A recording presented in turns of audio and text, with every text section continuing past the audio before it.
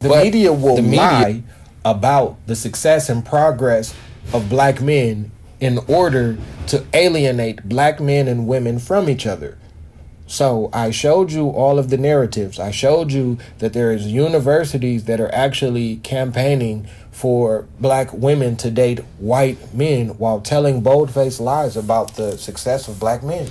Like I said, whether it's a professor from Stanford, whether it's Essence magazine encouraging black women to go against black men, or whether it's a local news station in Chicago, there seems to be a movement and a media campaign to market black women with white men while creating a disinformation campaign about black men that encourage black women to look negatively and to have false ideations about black men, to the point to where black women are being told that they're doing better than black men when they are not. In fact, black women have been taught to not understand economy. In the age of information, people only read headlines and then go with their first emotional response. People do not actually read and comprehend and do comparison and contrast with information, which is why there are so many people that don't know that they're poor. There are so many people that if they did not have access to credit, that their lives would be significantly different, that they have reinvented what it means to be rich or poor. Wealth is a calculation that is based off of your annual income subtracted by your total expenses in debt. That ratio is called your income to debt ratio.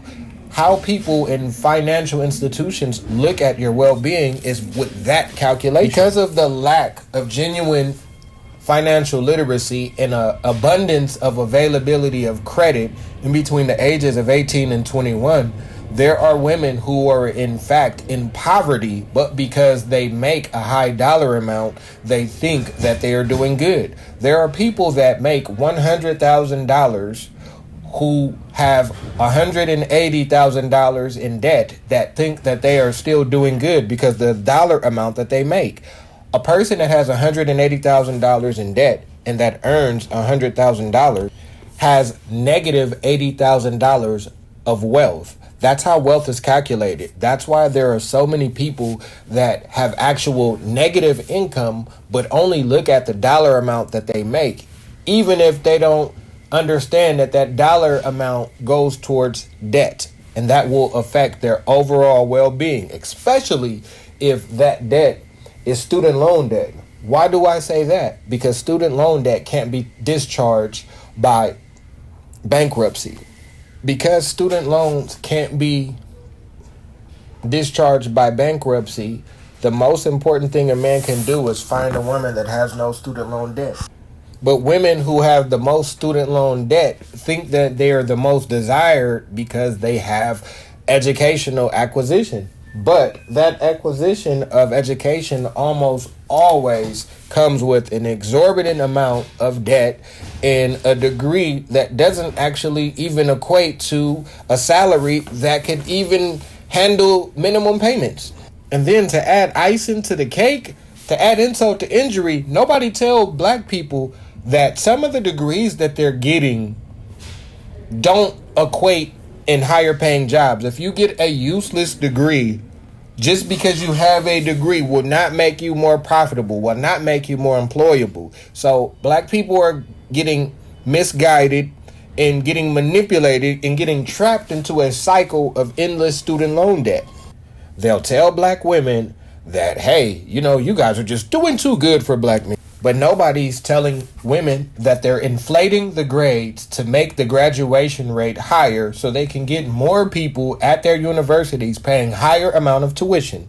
They don't tell these people that the grades that they're getting doesn't equate to functionality, meaning that there are people that are graduating with honors that have below average proficiency in higher education.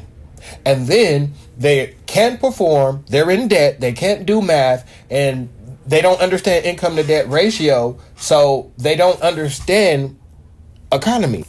I mean, think about it. We have people with college degrees that don't understand the income to debt ratio. What does that mean? That means that there are people, women with PhDs, that don't understand that because of the income to debt ratio, black women 7.6, black men 5.3. What does that equate to? That equates to a woman that makes $100,000 bringing home the same amount of money as a man who makes $60,000. But in the world of mass media, a woman that makes 100,000, in her mind, she thinks that she's doing better than a man that makes 60,000. But no, she is not, according to the income to debt ratio.